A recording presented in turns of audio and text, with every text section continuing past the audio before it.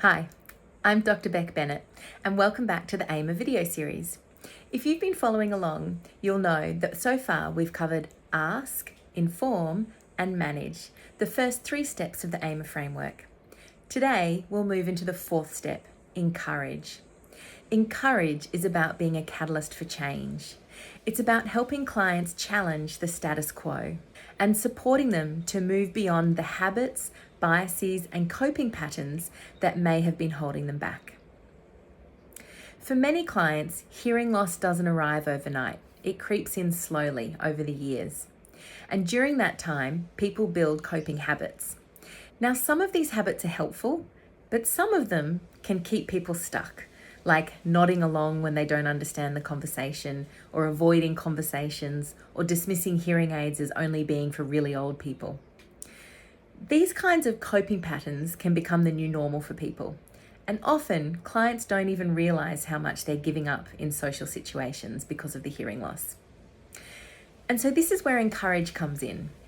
Our role as hearing care professionals is to help our clients see that they don't have to put up with these patterns anymore. We help our clients find their voice, reframe their perspective, and feel empowered to expect more. And so this is where a counselling tool from psychology can be especially powerful. It's the micro skill of confrontation. Now, when we hear the word confrontation, we often think conflict or rupture. But in counselling, confrontation can be something quite different. It's a micro skill, a structured communication technique that gently highlights a discrepancy between what a person says and what they do, or between their current behaviour and their stated goals. So the purpose is not to argue, it's to help the client see the gap and invite them to consider change. I remember one client I worked with who told me how important his family relationships were to him. Then later, he mentioned that he only wore his hearing aids when he went out, not at home. So I said to him, I hear how much you value connection with your family. At the same time, you're not wearing your hearing aids at home, where most of these family conversations happen. I wonder why that is. He paused for a moment, and then he said, almost chuckling to himself, yeah, that is a bit odd, isn't it? I can see now that it actually makes sense to wear them at home too, especially with my wife. Now, I could have just told him to wear the hearing aids at home, but let's be honest, no one likes to be told what to do, especially by someone half their age. By posing the micro-confrontation instead, it was like holding up a mirror. He could see his own reflection, his own actions, and he came to the realization himself. And I can tell you, that makes it so much more likely he'll actually make that change. Now, another time, I worked with a man who said, I'm too old for hearing aids. And so I simply, gently smiled at him and asked, how old does one have to be before they can get hearing aids? And he kind of laughed and paused and said, well, I guess there is no age limit. He smiled again and said, all right, let's do it. I'll try hearing aids then. And so that tiny, light-hearted exchange was all it took to shift his perspective. Not because I convinced him that how fabulous hearing aids were, but simply because he saw the situation differently for himself. And that's micro-confrontation in practice. It's respectful, compassionate, and focused on helping people align their values, their own beliefs, and their own behaviours. So let's think about when and why to use confrontation. I would say micro-confrontation works best when 3 conditions are met. 1, there's already trust and rapport. Clients need to feel safe before they'll accept a gentle challenge from us. Without rapport, confrontation can feel harsh or judgmental. 2, the discrepancy matters to them. So we don't confront people out of the sake of it, and we don't confront people with things that we're passionate about or that we think are important. We only use confrontation when there's a clear gap between their values or goals and their current coping patterns. And 3, it's framed as curiosity, not criticism. So our tone here is key. Confrontation should sound like an invitation to explore further not like an accusation. Instead of saying, "Why are you doing that?" we might say, "Can we explore that?" When used thoughtfully, confrontation can spark powerful insights. It helps clients move from "this is just how it is" to "maybe I can do something differently." Let's look at 4 examples of how we can encourage in a way that also includes this skill of micro-confrontation. First, let's talk about encouraging self-advocacy. We know that workplace stigma is common. If a client says, "I just laugh along when colleagues tease me," you might respond with, "You've said feeling respected at work is important, and at the same time, laughing along seems to leave you feeling dismissed.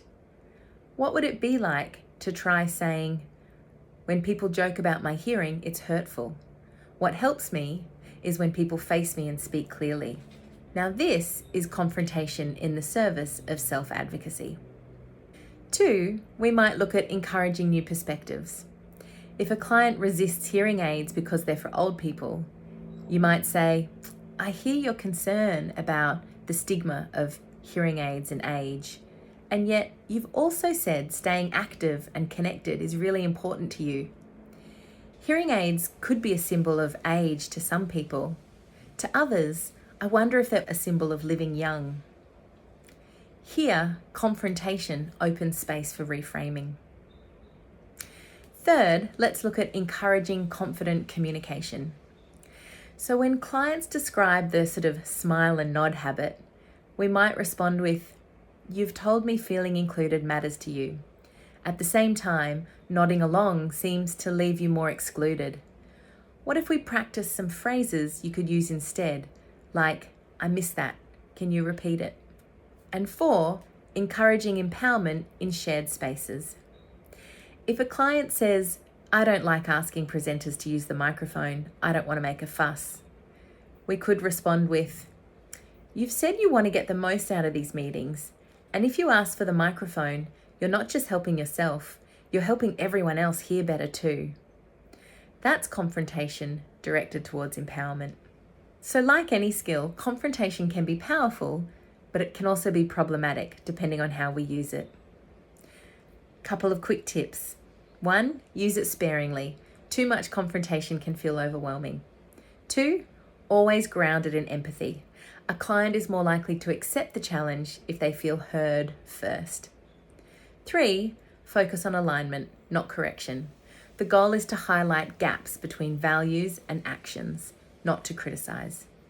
Think of it as holding up a mirror, not wagging a finger. When clients feel encouraged and when they begin to challenge old habits, the ripple effects extend far beyond just them. Families experience less tension, colleagues adjust their communication, and communities become more inclusive. A small act of courage in the clinic can grow into bigger acts of confidence in the real world. Let's take a moment to reflect.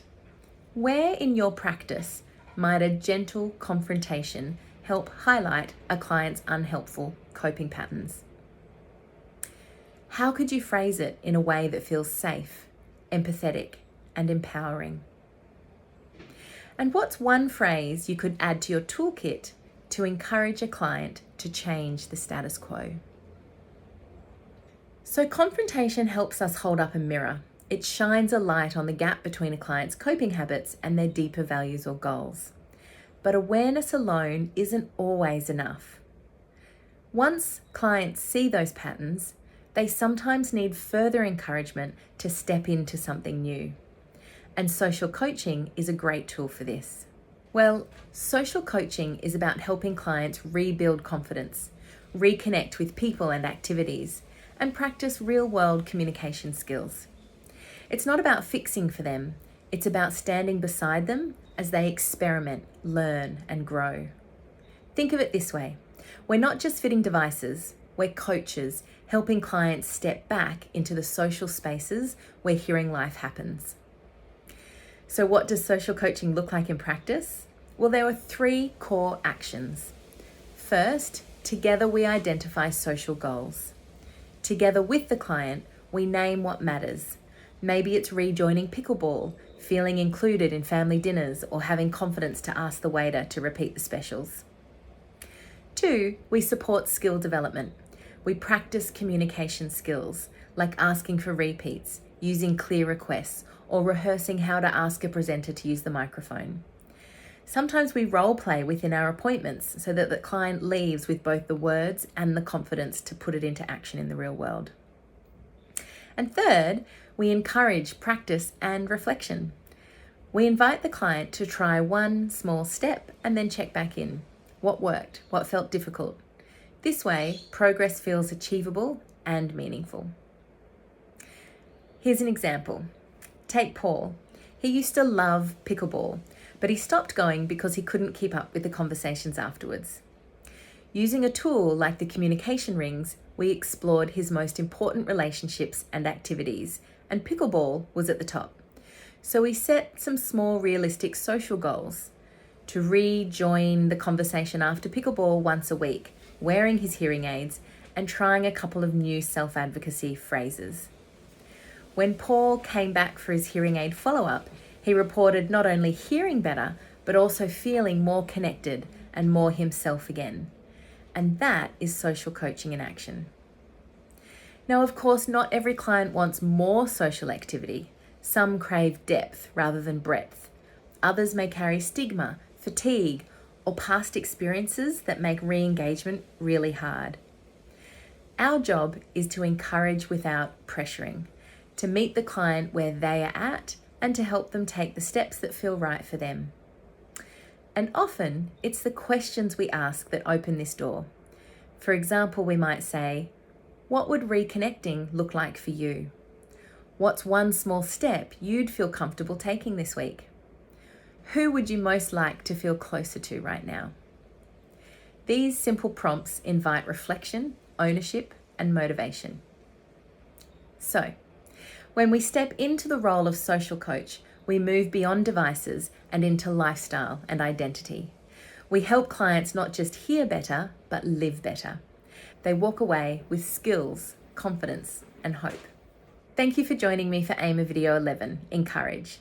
In this session, we've explored how to help clients challenge the status quo through the gentle skill of micro-confrontation and through the empowering process of social coaching.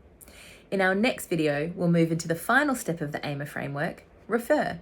This is where we'll explore how clinicians can connect clients with additional supports, ensure continuity of care, and strengthen long-term well-being.